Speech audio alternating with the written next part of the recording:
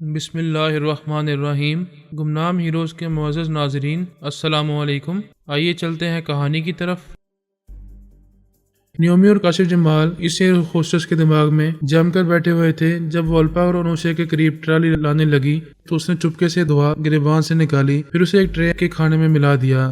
Naomi اور کاشف جمال پوری طرح اس کی طرف متوجہ تھے اور اس کے ذریعے وہی ٹرے الپا تک پہنچانا چاہتے تھے۔ جب وہ ٹرالی دھکیلتی ہوئی ذرا اور قریب آئی تو انوشے نے چونک کر اس ایئر ہوسٹس کو دیکھا، پھر اپنا ہاتھ الپا کے ہاتھ پر رکھ کر ہولے سے دبایا۔ الپا نے فوراً اس خیال خانی کی چھلانگ لگائی۔ بیٹی کے اندر پہنچی تو وہ بولی، ماما، ایئر ہوسٹس مشکوک ہے۔ الپا نے نظریں اٹھا کر ایئر ہوسٹس کی طرف دیکھا۔ ادھر نیومی اس کے اندر بیٹھی اس کے ذریعے الپا کو دیکھ رہی تھی۔ یوں لگا جیسے الپا سے نظریں چار ہو رہی ہوں۔ ایئر ہوسٹس نے ٹرے الپا کی طرف بڑھائی تو اس نے مسکراتے ہوئے ٹرے کو قبول کر لیا۔ وہ جانتی تھی کہ کوئی ٹیلی پیتھی جاننے والا اس کے اندر ہے، لہذا اس کے چور خیالات آسانی سے نہیں پڑ سکے گی۔ وہ مسکرا کر ایئر ہوسٹس سے بولی، میں کھانے کے ساتھ 7 اپ ضرور لیتی ہوں، کیا تمہارے پاس یہ ڈرنک ہوگی؟ وہ کولڈ ڈرنک کی بوتل لینے کے لیے ٹرالی کے نیچے جھکی تو الپا نے اچانک ہی اس کے اندر پہنچ کر ایک زلزلہ پیدا کیا۔ وہ چیخ مار کر پیچھے گر پڑی۔ تمام مسافر چونک کر اسے دیکھنے لگے۔ نیومی سوچ بھی نہیں سکتی تھی کہ الپا اچانک ہی ایسا حملہ کرے گی۔ اگر اسے ذرا بھی شبہ ہوتا تو وہ اس ایئر ہوسٹس کے دماغ پر پوری طرح قبضہ جما کر رکھتی، لیکن ایسا نہ ہو سکا اور الپا کو اس کے اندر پہنچ کر اس کے کمزور دماغ کو پڑھنے کا موقع مل گیا تھا۔ اسے فوراً ہی معلوم ہو گیا کہ ایئر ہوسٹس نے اپنے گریبان سے ایک دوا نکال کر اس کے کھانے میں ملائی ہے، اور ایسا کرتے وقت وہ بیچاری غائب دماغ تھی۔ وہ نہیں جانتی تھی کہ اسے ایسی حرکت کیوں سرزد ہو رہی ہے۔ الپا نے اس کے دماغ میں کہا، میں جانتی ہوں تم وہی پورے سرار ٹیلی پیتھی جاننے والی ہو، مجھے نقصان پہنچانا چاہتی ہو، میرے اندر آ کر میرے دماغ پر قبضہ جمانا چاہتی ہو، لیکن تمہارے خواب شرمندہ تعبیر نہیں ہوگا۔ ادھر ڈاکٹر اور چند مسافر ایئر ہوسٹس کے پاس آ گئے تھے۔ اسے سہارا دے کر وہاں سے لے جایا جا رہا تھا۔ نیومی بالکل خاموش تھی۔ اس نے الپا کی کسی بات کا جواب نہیں دیا۔ یہ سمجھ گئی تھی کہ بید کھل چکا ہے اور اب وہ آسانی سے الپا پر قابو نہیں پا سکے گی۔ کاشف جمال نے کہا، میں نے پہلے ہی کہا تھا انوشے ایک بہت خطرناک لڑکی ہے، یہ اپنے قریب آنے والے مخالفین کو پہچان لیتی ہے۔ ہم دونوں اس ایئر ہوسٹس کے اندر تھے، انوشے یہ تو نہیں جان سکتی تھی، لیکن ہم اس کے لیے منفی کردار تھے۔ اسے یہ معلوم ہو گیا تھا کہ ایئر ہوسٹس غلط ارادے سے ان کے قریب آ رہی ہے۔ نیومی نے پریشان ہو کر کہا، یہ بہت برا ہوا، الپا ہوشیار ہو گئی ہے، اب وہ آسانی سے قابو میں نہیں آئے گی۔ ادھر الپا نے فوراً ہی مجھے مخاطب کرتے ہوئے کہا، پاپا اچانک خطرات سر پر منڈلا رہے ہیں، مجھ پر ابھی حملہ ہونے والا تھا۔ میں نے پریشان ہو کر پوچھا، یہ کیا کہہ رہی ہو؟ ہم ٹیلی پیتھی جاننے کے باوجود دشمن کی چال بازیوں کو سمجھ نہیں پاتے۔ میرا خیال ہے کہ وہ ٹیلی پیتھی جاننے والی پوری سرار عورت مجھ پر حملہ کرنا چاہتی تھی۔ اس نے میرے کھانے میں ذرا رساں دوا ملائی تھی، لیکن جیسے ہی وہ ایئر ہوسٹس میرے قریب آئی اور وہ ٹرے میری طرف بڑھانے لگی تو انوشے نے سمجھ لیا کہ وہ ایئر ہوسٹس غلط ارادے سے آئی ہے۔ وہ مجھے بتانے لگی کہ وہاں اس نے ہوسٹس کے دماغ میں پہلے زلزلہ پیدا کیا تھا تاکہ وہ پورے سرار ٹیلی پیتھی جاننے والی الپا کا راستہ اس کے دماغ میں نہ روک سکے۔ اس طرح اس نے معلوم کیا کہ دشمنی انوشے سے نہیں صرف الپا سے کی جا رہی تھی، اور وہ ٹیلی پیتھی جاننے والی الپا کے دماغ کو کمزور بنانا چاہتی تھی۔ میں نے کہا، میں بھی تمہارے ذریعے یہاں کے مسافروں کے اندر پہنچتا رہوں گا، معلوم کروں گا کہ اس نے یہاں کتنے لوگوں کو الاکار بنا رکھا ہے۔ پاپا وہ ناکام ہونے کے بعد کوئی دوسرا خطرناک حملہ کرے گی، وہ مجھے زخمی کر کے میرے دماغ میں آنا چاہے گی۔ میں سمجھ رہا ہوں وہ ایسا ہی کرنے والی ہے۔ تمہارے ایک ہاتھ کے فاصلے پر جو سیٹ ہے وہاں ایک بہت ہی صحت مند نوجوان بیٹھا ہوا ہے، اسے بات کرو، میں اس کے اندر پہنچوں گا، اسے تمہارا محافظ بناؤں گا تاکہ تم پر حملہ ہو تو وہ تمہارے سامنے ڈھال بن سکے۔ الپا نے صحت مند نوجوان کو مخاطب کرتے ہوئے کہا، پتہ نہیں اسے ہوسٹس کو اچانک کیا ہو گیا تھا، وہ چیخ مار کر گر پڑی تھی اور تکلیف سے تڑپ رہی تھی۔ اس نوجوان نے کہا، میں بھی حیران ہوں کہ اچانک اسے کیا ہو گیا تھا، میرا خیال ہے کہ اسے آرام آ گیا ہے، ڈاکٹر اسے اٹینڈ کر رہا ہے۔ میں اور الپا ہم دونوں ہی اس کے دماغ میں پہنچ گئے۔ اتفاق سے نیومی بھی اسی وقت اس کے دماغ میں آئی تھی اور اس کی سوچ میں یہ سوال پیدا کر رہی تھی، کیا اس کے پاس کوئی چھوٹا بڑا ہتھیار ہے؟ اس نوجوان نے حیرانی سے پوچھا، میرے اندر یہ سوچ کیوں پیدا ہو رہی ہے؟ میں تو لڑائی جھگڑوں سے دور رہتا ہوں، کسی بھی چھوٹے بڑے ہتھیار سے میرا کیا تعلق ہو سکتا ہے؟ اس کے اندر پھر ایک سوچ پیدا ہوئی، میرے پاس ایک نیل کٹر تو ضرور ہوگا، ناخن کاٹنے والے سالے میں ایک ننھا سا چاقو ضرور ہوتا ہے۔ اس نے کہا، ہاں نیل کٹر میرے پاس موجود ہے اور اس میں ایک ننھا سا چاقو بھی ہے، مگر میں کیوں ایسا سوچ رہا ہوں؟ اس وقت بھلا مجھے نیل کٹر کی کیا ضرورت ہو سکتی ہے؟ وہ نوجوان نہیں سمجھ پا رہا تھا، لیکن ہم اچھی طرح سمجھ گئے تھے کہ وہ ٹیلی پیتھی جاننے والی اسے اپنا الاکار بنانا چاہتی ہے۔ ذرا دیر بعد ہی وہ نوجوان بے اختیار اپنا بیگ کھول کر اس میں سے نیل کٹر نکالنے لگا۔ اس میں ایک ننھا سا چاقو تھا۔ اس چاقو سے کسی کو ہلاک نہیں کیا جا سکتا تھا، لیکن زخمی کیا جا سکتا تھا۔ ایک ہلکی سی خراش بدن پر پڑتی اور خون نکلنے لگتا تو الپا زخمی ہو جاتی۔ اس طرح اس کا ذہن متاثر ہوتا اور اس کا دماغ غیر محسوس طریقے سے کمزور ہو جاتا۔ وہ نوجوان پریشان ہو کر سوچ رہا تھا کہ اس نے خواہ مخواہ نیل کٹر کیوں نکالا ہے اور اب وہ اس کے اندر کا چاقو کیوں باہر کی طرف نکالتا جا رہا ہے۔ نیومی کرسٹل کا خیال تھا کہ اس نے نوجوان کے دماغ پر پوری طرح قبضہ جما لیا ہے، جبکہ اس سے پہلے میں نے اس پر قبضہ جما لیا تھا۔ وہ اسے اپنے قابو میں لا رہی تھی اور اپنا اہلکار بنا رہی تھی۔ جب وہ اس کی مرضی کے مطابق حملہ کرنے کے لیے تیار ہو گیا تو اچانک ہی میں نے اس کے دماغ پر پوری طرح قبضہ جما لیا۔ اس نے نیل کٹر کے چاقو کو پھر اندر کر لیا اور اسے الپا کی طرف بڑھاتے ہوئے کہا، میڈم آپ اسے رکھ لیں، یہ میرے کسی کام کا نہیں ہے۔ الپا نے مسکراتے ہوئے وہ نیل کٹر اس سے لے لیا۔ میں نے اس کے دماغ میں کہا، تم جو کوئی بھی ہو یہ اچھی طرح سمجھ لو کہ تمہارا کوئی داؤ الپا پر نہیں چلے گا۔ یہاں ہمارے ٹیلی پیتھی جاننے والے اہلکار آئے ہوئے ہیں۔ یہ کہہ کر میں نے اپنے کئی ٹیلی پیتھی جاننے والوں کو وہاں بلا لیا۔ وہ سب الپا کے آس پاس بیٹھے ہوئے مسافروں کے دماغوں میں پہنچنے لگے تاکہ آس پاس سے فوراً ہی کوئی حملہ نہ کیا جا سکے۔ نیومی کرسٹل پریشان ہو گئی تھی۔ وہ مکمل سونیا بننا چاہتی تھی اور سونیا کی طرح کسی بھی معاملے میں ناکام نہیں ہونا چاہتی تھی۔ اب وہ سوچ رہی تھی کہ الپا کے دماغ میں پہنچنے کی کیا تدبیر کی جائے۔ کوئی تدبیر نہیں ہو سکتی تھی۔ وہ الپا کے آس پاس ذرا دور تک بیٹھے ہوئے افراد کے دماغوں میں جا کر دیکھ چکی تھی۔ ان سب کے دماغ جیسے پتھر کے ہو گئے تھے۔ اس کی سوچ کی لہریں انہیں متاثر نہیں کر رہی تھی۔ الپا کی سیٹ کے پاس سے کوئی بھی ایروسس یا کوئی بھی مسافر گزرتا تو ہمارا کوئی نہ کوئی جاننے والا اس کے دماغ میں پہنچ جاتا تھا تاکہ نیومی کرسٹل ان میں سے کسی کو اپنا علاقہ نہ بنا سکے۔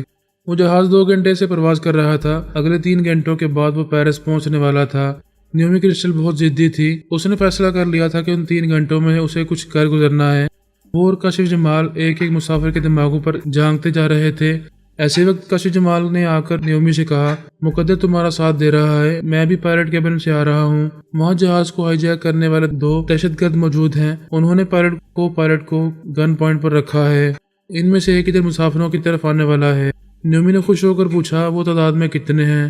وہ 4 ہیں، 2 اس وقت پائلٹ کیبن میں ہیں اور 2 یہاں مسافروں کے درمیان بیٹھے ہوئے ہیں۔ ان میں سے ایک سیٹ نمبر B4 پر ہے اور دوسرا F3 پر بیٹھا ہوا ہے۔ نیومی نے کہا، الپا سیٹ نمبر I3 پر بیٹھی ہوئی ہے، یعنی اس کے قریب بیٹھا ہوا دہشت گرد F3 پر ہے۔ میں ایک اہلکار کے ذریعے اس کے اندر جا رہی ہوں۔ اس نے ایک مسافر خاتون کو اپنی اہلکار بنایا، پھر اسے اس کی سیٹ سے اٹھا کر F3 والے مسافر کے پاس لے گئی۔ اس سے عاجزی سے بولی، کیا آپ سیٹ تبدیل کرنا پسند کریں گے؟ وہ بولا، محترمہ آپ کیوں سیٹ بدلنا چاہتی ہیں؟ میں یہاں آرام سے بیٹھا ہوں، آپ کسی دوسرے مسافر سے سیٹ کا تبادلہ کر لیں۔ نیومی F3 والے دہشت گرد کے اندر پہنچ گئی۔ ایسے وقت کیبن کا دروازہ کھلا، پھر ایک شخص بڑی سی گن لے کر وہاں پہنچ گیا۔ للکارتے ہوئے بولا، سب لوگ خاموش بیٹھے رہے، اس جہاز کو ہائی جیک کیا جا رہا ہے۔ اب یہ جہاز پیرس نہیں جائے گا، اسکندریہ پہنچے گا۔ تمام مسافر خوفزدہ ہو گئے، عورتیں اور بچے رونے لگے۔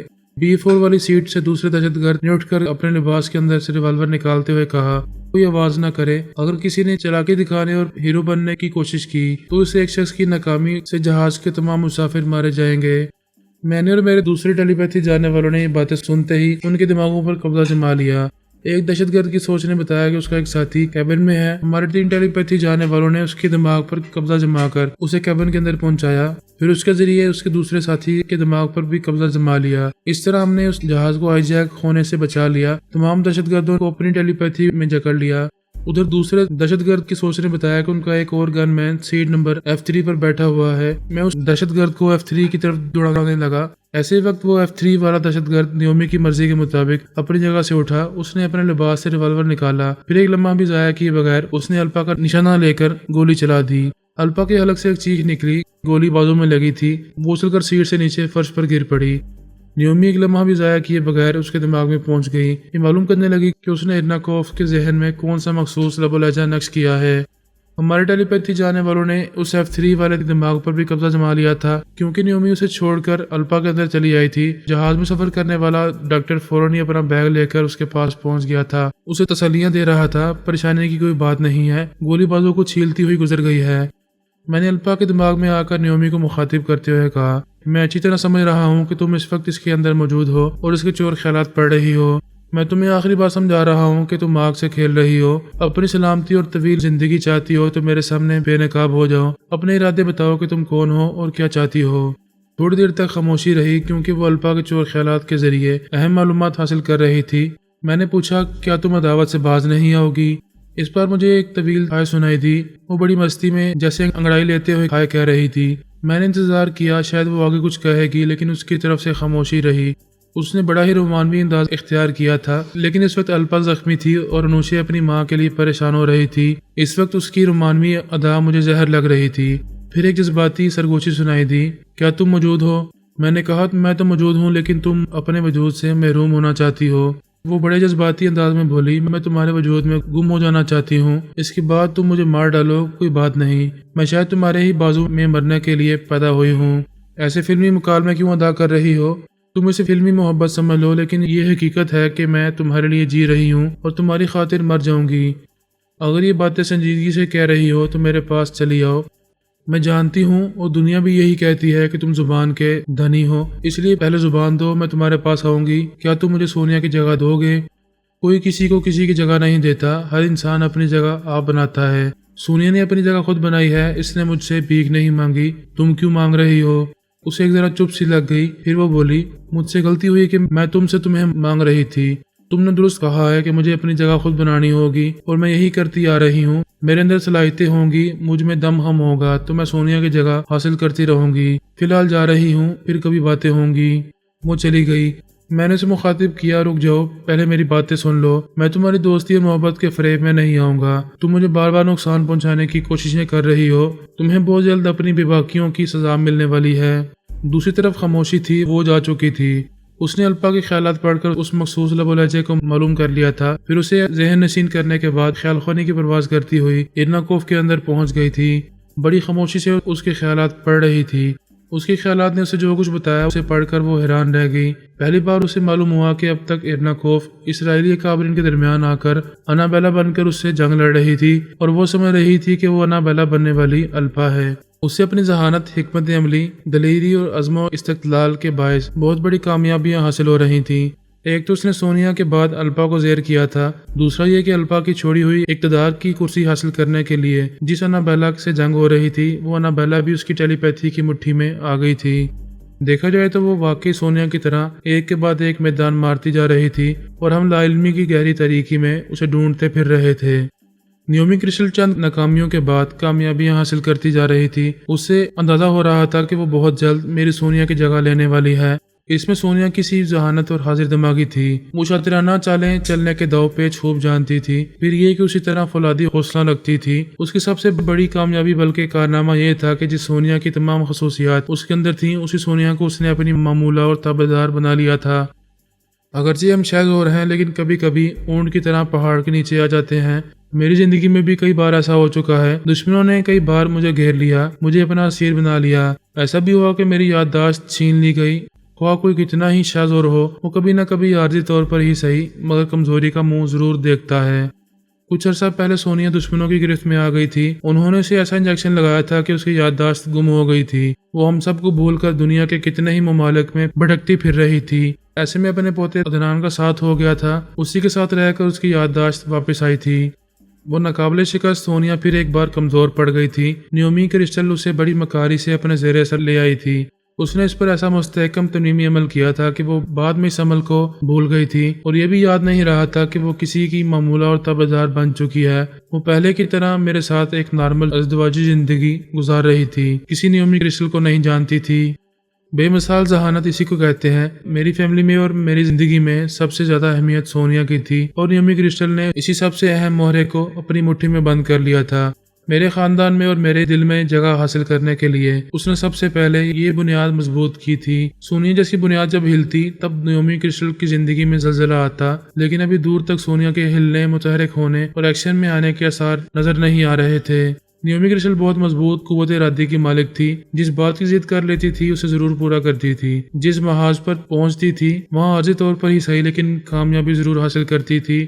دیکھا جائے تو اس نے ایک ہی عارضی ناکامی حاصل کی تھی۔ اس نے میرے بچوں کو قیدی بنایا تھا، بہت پریشان کیا تھا، مگر جلد ہی ناکام ہو گئی تھی۔ اس کے بعد اس نے جو کامیابی حاصل کی ان سے اب تک فائدہ اٹھا رہی تھی۔ سونیا کے ذریعے ہمارے ڈکے چھپے راز معلوم کر رہی تھی۔ ہماری ایک ایک مصروفیات کا علم اسے ہوتا رہتا تھا۔ وہ سونیا کے اندر جگہ بنا کر گھر کی بیدی بن گئی تھی۔ سب سے اہم بھید یہ معلوم کیا تھا کہ الپا نے ارناکوف کو اپنی معمولہ بنا لیا ہے۔ گزشتہ ایک ساتھ میں یہ ذکر ہو چکا ہے کہ اس نے کس طرح جدوجہد کرتے ہوئے الپا کے اندر جگہ بنا لی تھی۔ ٹیلی پیتھی کی دنیا میں اب تک جتنی عورتیں گزری ہیں ان میں سب سے زیادہ الپا کو زبردست سمجھا گیا ہے۔ اس نے برسوں تک اسرائیل پر حکمرانی کی تھی اور ہمیشہ ہمارے مقابلے پر ڈٹ جایا کرتی تھی۔ نیومی کرسٹل نے ایسی زبردست عورت پر بھی اپنا قبضہ جما لیا تھا۔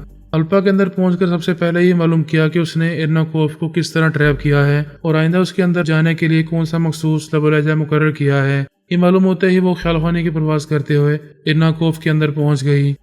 پہلے سونیا، پھر الپا اور اس کے بعد ایرناکوف، تینوں ہی زبردست عورتیں تھیں۔ اس سے بڑی کامیابی اور کیا ہو سکتی تھی کہ اس نے ان تینوں زبردست عورتوں کے دماغوں پر قبضہ جما لیا تھا اور اب ایرناکوف کے خیالات پڑ رہی تھی۔ پتہ چلا کہ وہ بیک وقت وردان اور الپا دونوں ہی کی معمولہ اور تابعدار ہے۔ وہ اس طرح کہ الپا کے تنظیمی عمل کے مطابق وہ عام حالات میں دن رات وردان کی معمولہ اور تابعدار بن کر رہا کرے گی۔ اسے عام حالات میں کبھی یہ یاد نہیں آئے گا کہ وہ کسی اور کے بھی زیر اثر ہے۔ جب الپا اپنے مخصوص لب و لہجے کے ساتھ اس کے اندر آئے گی تب وہ بے اختیار اس کی تابعدار بن جائے گی اور اس کے احکامات کی تعمیل کرنے لگے گی۔ اس وقت نیومی کرسٹل الپا کے لب و لہجے کو اختیار کر کے ایرناکوف کے اندر پہنچی ہوئی تھی اور اس کے خیالات پڑھ رہی تھی۔ یوں تو اسے ایرناکوف اور وردان وشوناتھ کے بارے میں بہت کچھ معلوم ہوا تھا، لیکن جو سب سے اہم بات معلوم ہوئی وہ یہ تھی کہ یہی ایرناکوف انابیلا بن کر اسرائیلی اکابرین کے درمیان پہنچی ہوئی تھی اور ڈمی سونیا یعنی نیومی کرسٹل سے لڑتے ہوئے اسے اسرائیل سے بھگانے کی ہر ممکن کوشش کر رہی تھی۔ نیومی کرسٹل خوشی سے کھل گئی۔ جس ڈمی انابیلا کو وہ اسرائیل میں الپا سمجھ رہی تھی وہ ایرناکوف نکلی۔ وہ یہ سوچ سوچ کر پریشان ہوتی رہی تھی کہ وہ اس مخالفت کرنے والی انابیلا کو کس طرح شکست دے کر میدان چھوڑنے پر مجبور کرے گی۔ اب تو اس کے وارے نیارے ہو گئے تھے۔ جس انابیلا کو شکست دینا چاہتی تھی اس کا دماغ اس کی مٹھی میں آ گیا تھا